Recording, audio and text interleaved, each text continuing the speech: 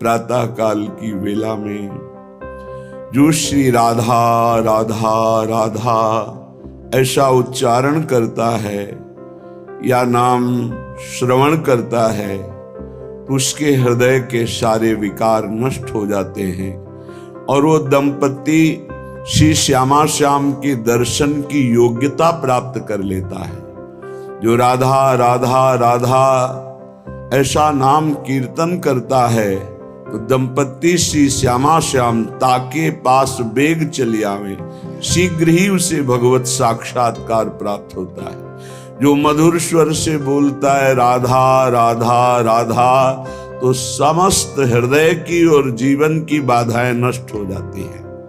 प्रातः काल जो जोर से कीर्तन करता है, नाम रटता है, तो हृदय की और जीवन की सब बाधाएं नष्ट हो जाएंगी।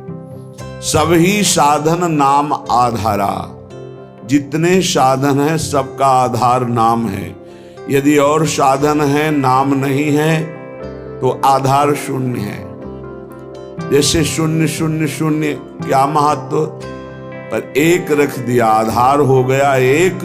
अब शून्य रखो तो 10, फिर शून्य रखो तो 100, फिर शून्य रखो तो 1000, फिर शून्य तो 10,000, वो 10 गुना बढ़ता चला जा रहा है। सब साधन का आधार नाम है। जो प्रातः चेतना से लेकर शयन अचेतना तक या जीवन से लेकर मृत्यु तक हर समय नाम का नियम ले लेता है, उसके हृदय में बस करनी, चित्त हरणी, महासुख प्रदान करने वाली ये जुगल जोरी प्रकाशित हो जाती है। पता नहीं कैसे साधक जो सत्संग को मनन नहीं करते और चिंता कर लेते हैं। कोई साधक तो इस बात से चिंतित है कि अभी तो ठीक है, आप सत्संग सुना रहे हैं, आप साथ हैं, आपकी डांट है, आपका दुलार है, लेकिन कभी दुर्भाग्यवशात अगर मुझे ये सौभाग्य ना मिला तो मुझे भरोसा नहीं कि मैं चल पाऊंगा। तो मुझे लगता है कि जिनको ऐसा है तो आप देख लेना। यदि आप समर्पित हो तो आज तुम प्रमाद कर सकते हो, लेकिन जब कल शरीर नहीं रहेगा तब तुम प्रमाद नहीं कर सकते हो। ध्यान रखना, अगर शरणागत हो तो तुम्हारे दिमाग में बैठ जाएगा गुरु। अभी तो शरीर से है इसलिए बेपरवाह हो, लेकिन जिस दिन ये शरीर ना रहा या गुरु का शरीर नहीं रहेगा तो सच्चे शरणागत के दिमाग में गुरु बैठ जाते हैं और वो विरह और मिलन की तड़प में पूरा जीवन समर्पित करके वो उच्च कोटि की अवस्था को प्राप्त होता है। बिल्कुल ऐसा ना सोचा जाए कि फिर क्या होगा, फिर वही होगा जो मंगल विधान श्री जी रचती है। हमारा जीवन श्री जी के चरणारविंद में समर्पित है। हमारा कर कमल श्री जी ने पकड़ लिया, भरोसा करो। कैसे जानोगे श्री जी ने पकड़ लिया? जब रसिक जन पकड़ ले तो जान लेना श्री जी ने पकड़ लिया। कहो कृपा उपजे के भांति, तो बोले रसिकन संग फिरो दिन राती। रात दिन यदि रसिक महापुरुषों का संग है तो कृपा ही कृपा मेरी लाडली की है। भगवान का जो भक्त है वही यथार्थ में बंदनीय है। जगत में जो बंदनीय है वो भगवान की भक्ति में जो मस्त है वही सतरति सतरति सा लोकांतारयति।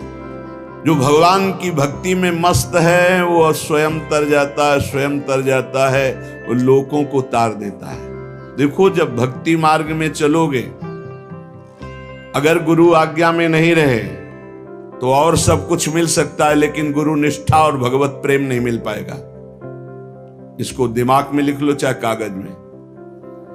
इसे स्वार्थी बुद्धि नहीं निर्णय कर पाएगी, इसे नहीं समझ पाएगी। संकेत किया जाता है ऐसा मत करो। सामने वाले को लगता है बहुत लाभ मिल रहा है, अरे बड़ी हानि हो रही है। जो लाभ के लिए चले थे, जिस लाभ को मिलना था वो छूट गया, तेरा आश्रय छूट गया, तेरी बुद्धि में भ्रम पैदा हो जाएगा, तेरी बुद्धि में अश्रद्धा पैदा हो जाएगी, तेरी बुद्धि कभी श्री जी में नहीं लगेगी। तू खिलवाड़ समझता है। सब छुटा करके एकमात्र श्री जी का भरोसा पड़े रहो, भगवत प्राप्ति हो जाएगी। भरोसा अंदर से अपनी बुद्धि का ले लिया, भरोसा धन का ले लिया, भरोसा अपने प्रबल पुरुषार्थ का ले लिया, चूक कर दी। भगवान का जो भक्त है यथार्थ में वही बंधनी होता है जिसे भगवान ने अंगीकार कर लिया। किसे अंगीकार कर लिया? जिसने सब भरोसा आशा एकमात्र प्रभु के चरणों में, वही भक्त है जिसको एक भरोसो, एक बल, एक आस विश्वास, एक राम घनश्याम ही चातक तुलसीदास। एकमात्र अपने प्रभु से ही आशा भरोसा बल, एकमात्र प्रभु से, प्रभु के सिवा कुछ हमारा बल नहीं।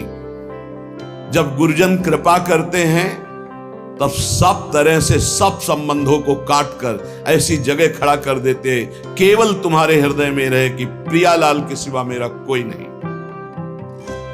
हम समझ नहीं पाते, हम अपनी बुद्धि से भरोसा लेते हैं व्यक्ति का, वस्तु का, धन का, नाना प्रकार के अन्य बलों का, इसीलिए शुद्ध भक्ति का जागरण हृदय में नहीं हो पाता।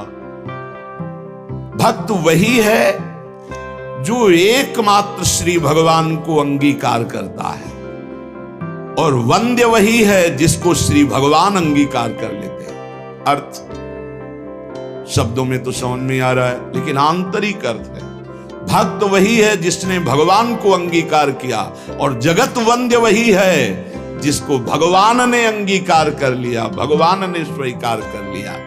भगवत भक्ति के बिना जीना क्या जीना, मुर्दे का जीना। जिन हरि भगत हृदय नहीं आनी, जीवित सौ समान ते प्राणी। जिसे भगवान ने अंगीकार कर लिया, उस कुल जाति वर्ण रूप विद्या इसका कोई महत्व नहीं। वो किस कुल का, किस जाति का, कितना पढ़े लिखे है, रूप है कि नहीं है, तेज है कि, इससे कोई मतलब नहीं। वो जगत बंद हो जाएगा जिसे भगवान ने अंगीकार किया। श्री महामहिम सूरदास जी कह रहे, जाको मन मोहन अंग करे, जिसे भगवान अंगीकार कर लेते हैं, ताको केस खसे नहीं सिरते, जो जग बैर परे। विश्वास कीजिए, ताको केस खसे नहीं सिरते, जो जग बैर परे, जाको मन मोहन अंग करे। केश माने बाल, एक भी बाल कोई सर का उखाड़ नहीं सकता है जिसके भगवान रक्षक हो गए, जिसको भगवान ने स्वीकार कर लिया। हिरण्यकश्यप परहार थक्यो, प्रहलाद नने कुडरे, अजहू लगी उत्तान पाद सुत, अविचल राज करे, जाको मन मोहन अंग करे। कयाधु जी ने सुंदर श्रृंगार किया। प्रहलाद जी का 5 वर्ष के बालक हैं, दौड़ कर गए सिंहासन त्रिभुवन पति हिरण्यकश्यप, जिसकी एक ललकार गर्जना में बड़े बड़े देवता हाथ जोड़कर खड़े होते हैं। वही है भगवान का दिव्य पार्षद, कोई और थोड़ी है। जाके साष्टांग दंडोत किया, पिता गोद में उठा लिया, दुलार किया। तुम्हें सबसे ज्यादा पसंद क्या है? हिरण्यकश्यप ने पूछा। प्रहलाद जी को दुलार कर दे, क्या पसंद है? जैसे बच्चों से पूछा जाता है तुम्हें क्या पसंद है, तुम क्या खाओगे, तुम क्या चीज चाहते हो, तो प्रहलाद जी से पूछा तुम्हें क्या पसंद है? तो उनका पिता श्री, मुझे भगवान की श्रवणम कीर्तनम स्मरणम विष्णुर्पाद सेवनम अर्चनम बंदनम दास्यम सख्य आत्मनिवेदनम, ये नवधा भक्ति बहुत प्रिय। हरि की नवधा भक्ति प्रिय सुनते ही आग बबूला हो गया। उठाकर प्रहलाद जी को पटक दिया सिंहासन के नीचे और कहा किसने ऐसी बुद्धि हमारे इस बालक की कर दी? प्रहलाद जी ने कहा ऐसी मति सिखाने पढ़ाने से नहीं होती दैत्यराज। भाषा बदल गई।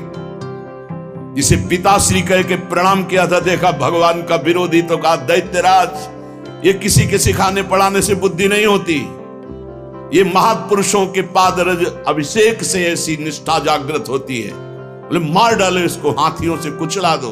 बड़े बड़े मत वाले हाथी से कुचलाया गया। भाले अस्त्र तलवार इनसे बाल नहीं काट पाए। जो सूरदास जी कह रहे, ताको केस खसे नहीं सिर ते। पहाड़ के नीचे दबा दो, जल में डुबा दो, बड़ी जहरीली गैस के उसमें बंद कर दो, सब उपाय कर दो। ना किसी अस्त्र से, ना शस्त्र से, ना कृत्या उत्पन्न करके, न कृत्या से, न जहर से, नाना प्रकार के सर्प आदि मारण प्रयोग किए, कुछ नहीं। हार गया, भयभीत होके बैठा था। उनकी बहन आई, होलिका नाम था उनका। भैया ये छोटी सी बात के लिए आप त्रिभुवनपति होकर इतनी चिंता है? 5 वर्ष का बालक ऐसे ऐसे मार दूंगी? कैसे मारूंगी? मैं इसको लेकर के अग्नि के बीच में बैठ जाऊंगी और मुझे वरदान प्राप्त है शीतल पट अग्नि का। मेरा रोम भी नहीं झुलसेगा और जलकर राख हो जाएगा। बड़ी प्रसन्नता हिरण्यकश्यप को। अब बहुत ढेर सारी लकड़ी लगाई गई, बीच में जगह बनाई गई। होलिका प्रहलाद जी को ऐसे पकड़ के बैठ गई। प्रहलाद जी निरंतर चल रहा था, हरि हरि हरि राम कृष्ण हरि, भगवान नाम कीर्तन। वो बड़ी प्रसन्न थे कि अपने भाई का बड़ा हित करूंगी। जे भी आग लगाई गई, हरि प्रेरित तेहि अवसर चले मरुतो 49। जैसे लंका में जो वही हनुमान जी की पूंछ में आग लगाए, हनुमान जी अति लघु रूप रखा था, ऐसा बड़ा कि वह पूरी लंका में जाने की जरूरत नहीं, जहां चाहो वहीं से लगा दो। हरि प्रेरित तेहि अवसर। ऐसी वायु चली प्रबल की शीतल पट प्रहलाद जी के ऊपर, और होलिका चीख चीख कर जल जल कर राख हो गई। जब सुबह हुआ तो असुर मंडली और भक्त मंडली दोनों गए। देखा प्रहलाद जी शांत भाव से बैठे उसी राख में कीर्तन कर रहे। तो आज भी होली उत्सव जिससे मनाया जाता है, सब तिलक कर रहे राख। अब जो राक्षसी स्वभाव के तो वो क्या करे, तो हाय हाय करके एक दूसरे के मुंह में कालिख पोतते हैं, मदिरा पान करते हैं, उन्मत्तता दिखाते हैं। अब क्या करें?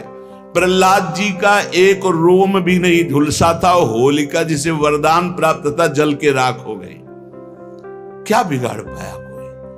आखिरकार ऐसा रूप जो शास्त्रों में कभी नहीं पढ़ा गया, जो किसी के ध्यान का विषय भी नहीं था, भगवान ने नरसिंह रूप धारण किया और परम वरदानी हिरण्यकश्यप को फाड़ के फेंक दिया। ऐसे कैसा भगवान का करुणा में महामाधुर्य स्वरूप अपने भक्त के लिए कैसा क्रोधावेश धारण किया, पूरा थर्रा रहा था। देवलोक भी किसी की हिम्मत नहीं थी कि सामने जाकर भगवान की स्तुति कर ले, अब दूर से स्तुति कर। जब प्रहलाद जी से कहा, दौड़ गए प्रहलाद जी, भगवान ने गोद में उठा लिया। नरसिंह रूप है इसलिए जिह्वा से चाट रहे, दुलार कर रहे। जिसे भगवान अंगीकार करते, कौन उसका बाल भी बांका कर सकता है? 5 वर्ष के श्री ध्रुव जी महाराज सुनीति के पुत्र हैं।